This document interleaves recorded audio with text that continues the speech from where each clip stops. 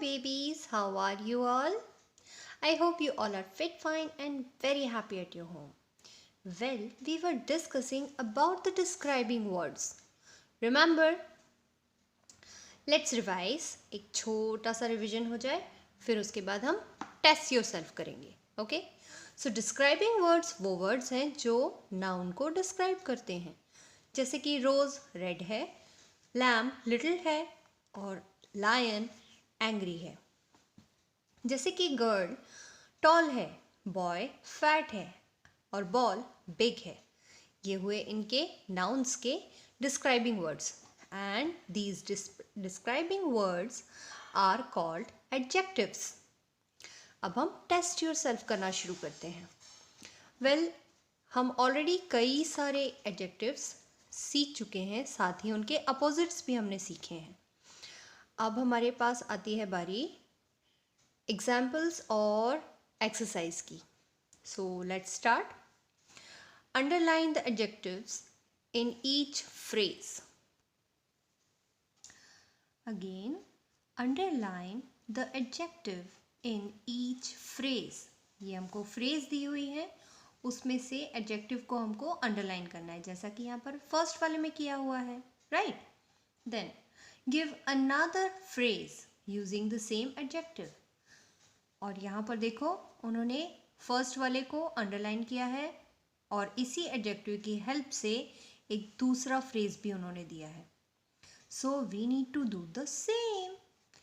यहाँ पर है an old man. Now man is a noun और उस मैन की विशेषता क्या है कि वह ओल्ड है. ठीक है, सो हमारे पास आ गया ओल्ड एडजेक्टिव, राइट. नाउ हम दूसरा फ्रेज ले सकते हैं, an old woman. See, now a fast train. अब एक फास्ट ट्रेन उन्होंने फ्रेज दिया है जिसमें से ट्रेन नाउन है और एडजेक्टिव है फास्ट. ये हो गया हमारा फास्ट. फास्ट क्या हो सकता है? ए फास्ट बस भी हो सकती है, रनर हो सकता है, कार हो सकती है. आप क्या लेना चाहते हो? वेल, मैं लेने वाली हूं बाइक. A lovely doll. अब इसमें डॉल नाउन है और लवली एक एडजेक्टिव है, क्योंकि डॉल कैसी है? लवली है. So here is another example of adjective. और हम एक और फ्रेज लेने वाले हैं. अ लवली फ्लावर ले सकते हैं हम. Okay, now the next one is a young boy. Young boy, boy यहाँ पर नाउन है और यंग उसका एडजेक्टिव है. ये हो गया यंग. नाउ हम और क्या ले सकते हैं? A young girl.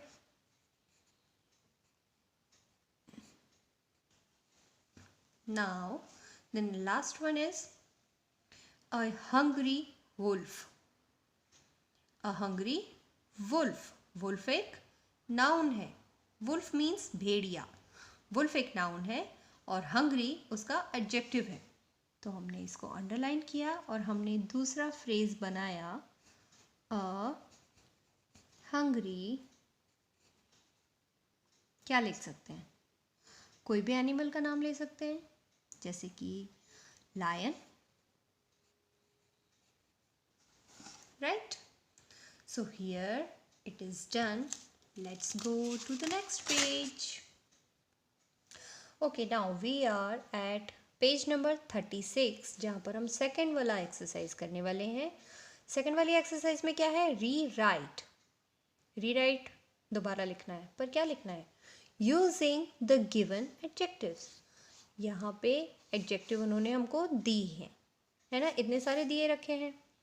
अब इनको हमको री राइट करना है, तो री राइट करना शुरू करें. वेल कैसे करना है? वी हैव अ कार, उन्होंने एडजेक्टिव का यूज़ करने को कहा है तो हमको लिखना है we have a big car. Oh great, this is very easy. Tom has an apple. अब क्या लिखना है हमको? एप्पल हमारा नाउन है, राइट? टॉम भी एक नाउन है, लेकिन टॉम रेड नहीं हो सकता है, एप्पल रेड होता है, राइट? तो हम एप्पल के आगे रेड लगाएंगे, बट दिस टाइम हम एन एप्पल को ए रेड एप्पल लिखेंगे. ओके, क्या लिखेंगे हम? ए रेड एप्पल. आपको याद है ना हम ए और एन कब लगाते हैं?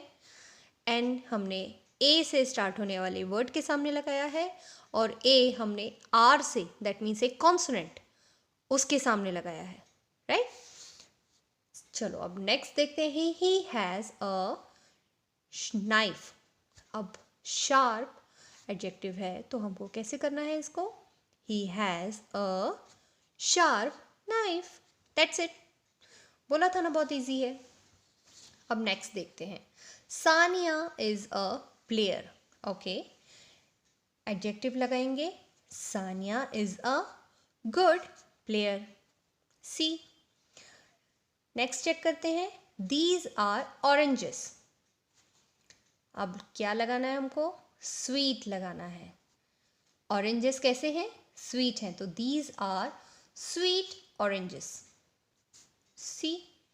Now next one is her granny is a woman, जिसमें लगाना है हमको old.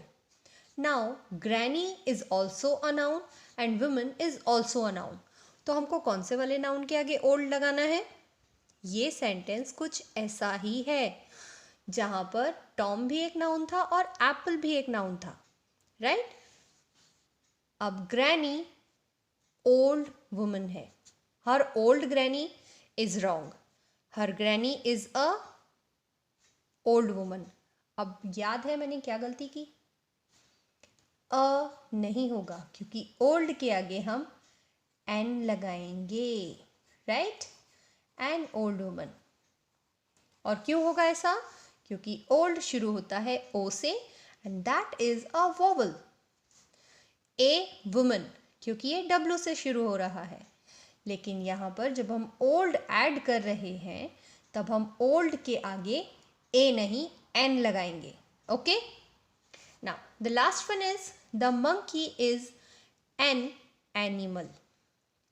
The monkey is an animal. अब एन एनिमल में हमको क्लेवर लगाना है. बताओ कि ये जो क्लेवर है ये मंकी के सामने लगेगा या एनिमल के सामने? क्योंकि इस सेंटेंस में भी मंकी एक नाउन है और एनिमल भी एक नाउन है, तो हम किसके आगे लगाएंगे? एनिमल के आगे. और ऐसी सिचुएशन में क्योंकि क्लेवर सी से शुरू हो रहा है इसलिए एन चेंज होकर ए क्लेवर एनिमल में हो जाएगा change, right? And it is done. I told you it is so easy. मेरे सारे बच्चे बहुत इंटेलिजेंट हैं और सब उनको आता है. अब हम फटाफट से नेक्स्ट वाली एक्सरसाइज भी चेक कर लेंगे. Rewrite each sentence as shown. Each sentence, हर एक सेंटेंस को हमको रीराइट करना है. दैट मीन्स हमको दोबारा लिखना है एज शोन, जैसा कि दिखाया गया है. This is a lovely doll. This doll is lovely. Good. ये भी बहुत इजी होने वाला है. This is a lovely doll को हमको लिखना है दिस डॉल इज लवली. यह एक सुंदर डॉल है या प्यारी डॉल है. यह डॉल प्यारी है. यह एक प्यारी डॉल है और यह डॉल प्यारी है.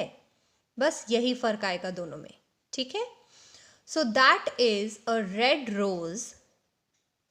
यह एक लाल गुलाब है. सॉरी, यह नहीं, वह. दैट मीन्स वह एक लाल गुलाब है. दूसरा तरीका होगा वह गुलाब लाल है. तो क्या हम लिखेंगे, कैसे लिखेंगे? That rose is red. हो गया। Next is these are sweet mangoes. ये मीठे आम हैं। दूसरा तरीका होगा these mangoes are sweet. That means ये आम मीठे हैं। Now those were wise girls. वे बुद्धिमान लड़कियां थी। वे लड़कियां बुद्धिमान थीं। ये हो गया। अब आखिरी वाला sentence, those are large buildings. वे बड़ी बिल्डिंग्स हैं या बड़ी इमारतें हैं। वे इमारतें बड़ी हैं, है ना? Those buildings are large. Here is the chapter ends. आपको चैप्टर नंबर 6 डिस्क्राइबिंग वर्ड्स, इसको फिर से देखना है, पढ़ना है। ये सारे के सारे जो एडजेक्टिव्स दिए हुए हैं, जो वर्ड्स दिए हैं और उनके अपोजिट्स दिए हैं, ये आपको बहुत अच्छी तरह से लर्न करना है with the spellings. Okay, so keep learning. Bye bye.